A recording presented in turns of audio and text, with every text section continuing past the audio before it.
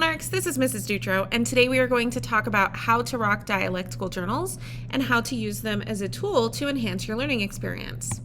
So first you need to know what dialectical journals are. And a dialectical journal is basically a graphic organizer that helps you to interact with the text on a deeper level. And since it often includes an essential question for the reading, they can really help you to focus on specific elements of the text, which also helps you with literary analysis, which is one of our big goals in the classroom this year. And you can also use dialectical journals as tools to help with Socratic Seminar discussions, timed writings and essays, one-pagers, and summative assessments. And each dialectical journal has 6 components. You have the essential question, the quotation, the parenthetical citation, the explanation, the summary, and the ideas and questions for seminar. So you might be wondering, why do I have to do this? Well, they target multiple skills. So dialectical journals help you to find strong evidence to support claims or ideas. They also help with citing evidence with parenthetical citations, and they help you to explain how the evidence supports claims or ideas, and they help you to find multiple pieces of evidence within a text and combining those to come up with a larger idea. And so these are really big skills that we are targeting in your English classes from freshman year all the way to senior year.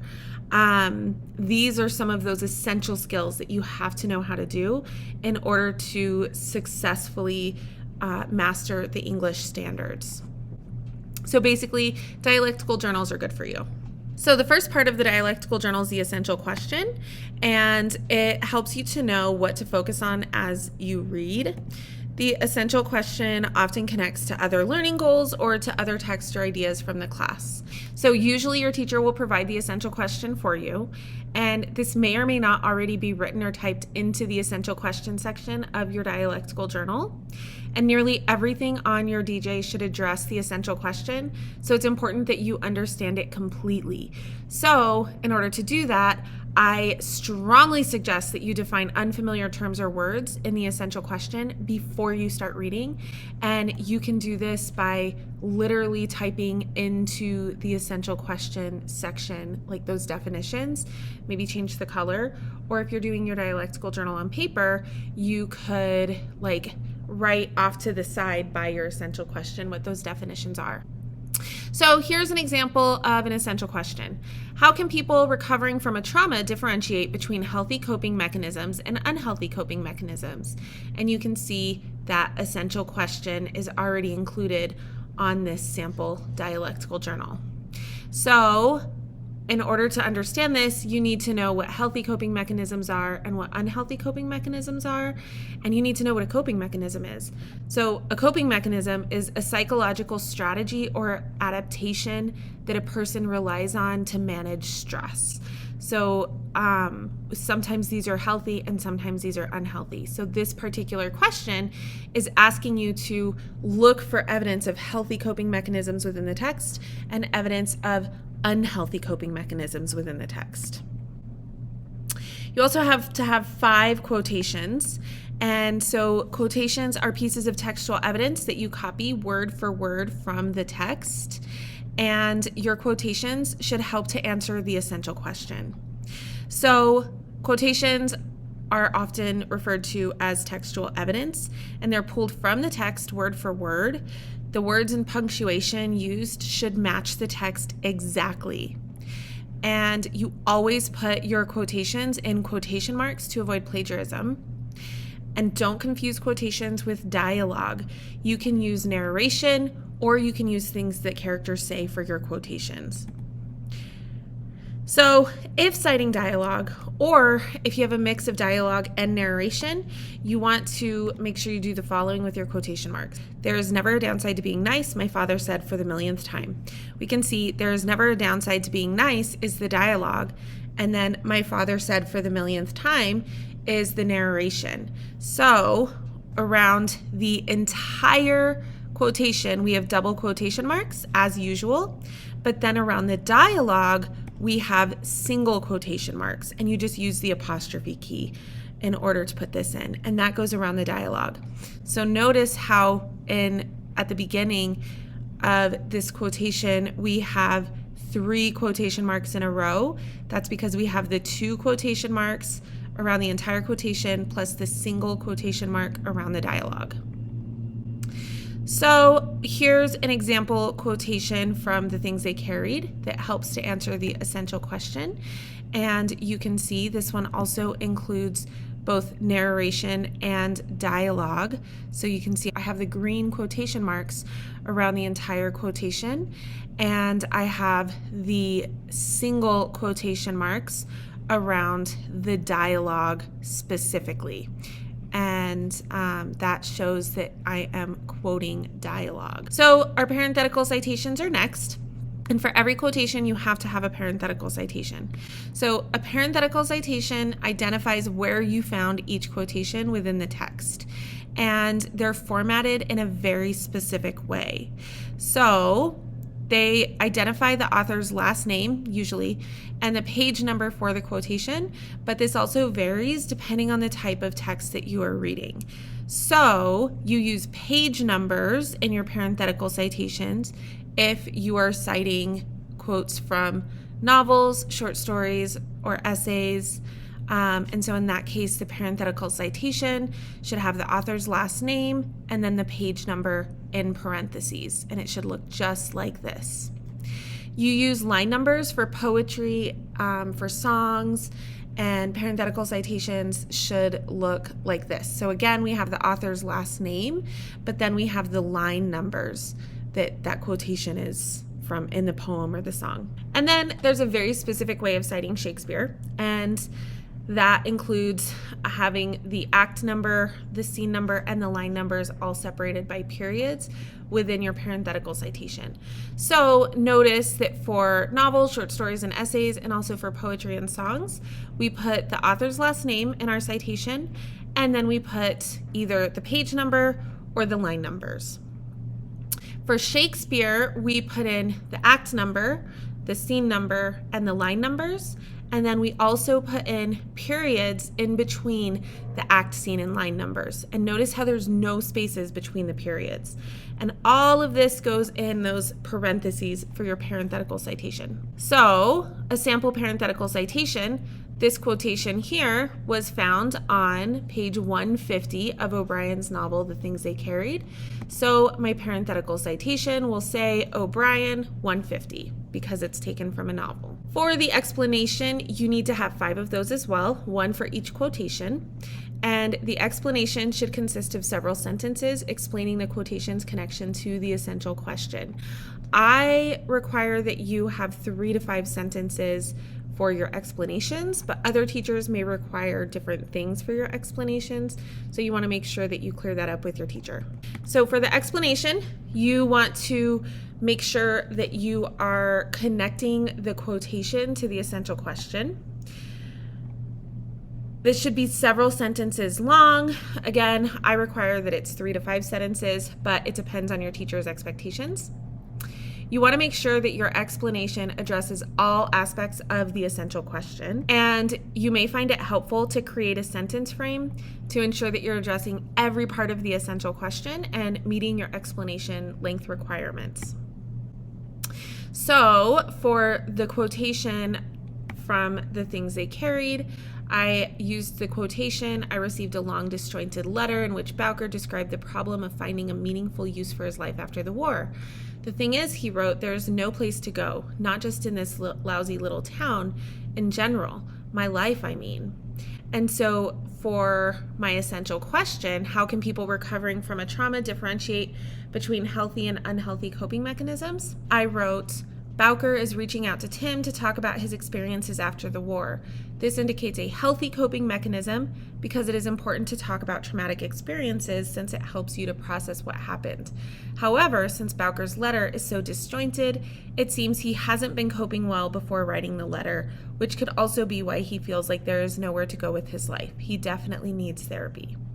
So you can see I have at least 3 sentences. In fact, I think in this one I have 4 sentences You can see that I talked about a healthy coping mechanism, which was talking to Tim about his traumatic experiences, but that he also seems to have had unhealthy coping mechanisms, which is hinted at based on the fact that, he feels like there's nowhere to go. So I made sure that I addressed all parts of the essential question in my explanation. I also made sure that I included 3 to 5 sentences. So I hit that sentence length requirement. So this creates one complete dialectical journal entry. So we have the quotation, we have the parenthetical citation, and then we have the explanation. For each dialectical journal, you need to have 5 dialectical journal entries. After you have your 5 dialectical journal entries, you need to do the summary. And the summary requires you to synthesize what you've learned from the 5 quotations to answer the essential question in a well-developed paragraph. And the summary, again, is a well-developed paragraph that answers the essential question. It's usually 5 to 7 sentences, but it may need to be longer depending on your teacher's expectations. And like the explanation, you need to make sure that your summary addresses all aspects of the essential question. However, unlike the explanations, your summary should synthesize what you've learned from the 5 quotations. So in other words, you should combine what you've learned from all 5 quotations to answer the essential question. So synthesis is when we take ideas from here, here, here, here, here, and here, and we put them all together to create some new idea or conclusion or a new thing, basically. So analysis is where we break things apart. Synthesis is where we put things back together again. You also need to have 3 ideas or questions for seminar. So as you read, consider what ideas or questions would be good topics for those Socratic Seminar discussions. And they don't need to connect to the essential question, but they should be inspired by the text. These are actually the only things on your dialectical journal that don't need to address the essential question, but they can if you want them to. And they should be specific to the assigned reading for that dialectical journal. So don't be lazy and just put in the same generic questions for every dialectical journal, because that's going to make your teacher grumpy, but also it's not going to help improve your learning experience at all. These may be questions that you come up with while you read, or they could be ideas for how to connect different elements of the text to one another or to our society outside of the text. And so to have a stronger seminar discussion, you want to avoid what if questions or what would you do if questions, and instead try to focus on the whys of the text. Now, one of the big reasons we do dialectical journals in class is because they are very helpful tools for other assignments when done correctly. And that's because completed dialectical journals will help you with your other assignments in class. That is something that we did by design. That's something that we do intentionally. So to use dialectical journals for Socratic Seminar, you need to keep in mind that during seminars, you're expected to use evidence from the text to support your claims. And so having your dialectical journals on your desk during seminar can help you to find textual evidence quickly so that you can earn full points. Completed dialectical journals also have those 3 ideas or questions to bring up during seminar. And so you can use those to kickstart the discussion, or you can use them to revitalize a discussion when it starts to lag, or if you're one of those kids that doesn't like to talk during seminar and then someone's like, hey, so-and-so, we haven't heard from you yet. And you're like, crap, what do I say? Then boom, just look at your dialectical journal and you have things to say during seminar. You can also use dialectical journals as tools for essays. Well-written literary analysis essays require properly cited textual evidence and explanations of that evidence. And dialectical journals also require textual evidence, parenthetical citations, and explanations of that evidence. So if your teacher assigns an essay with a prompt similar to the dialectical journal's essential question, you've already done most of the work when completing your dialectical journal. You'll also still need to revise your explanations so they meet the requirements of the essay and make sense in context, but it's often a lot easier to revise something that you've already written than to start completely from scratch. And here's a hint, I tend to give essay prompts that are very similar, if not identical, to dialectical journal prompts. So getting your dialectical journals done will pretty much do most of the work for you for your essay. You can also use dialectical journals as tools for one-pagers. So one-pagers are often used as summative assessments at the end of a unit, and they're essentially a visual essay that requires properly cited textual evidence to support the symbolic visuals on the page.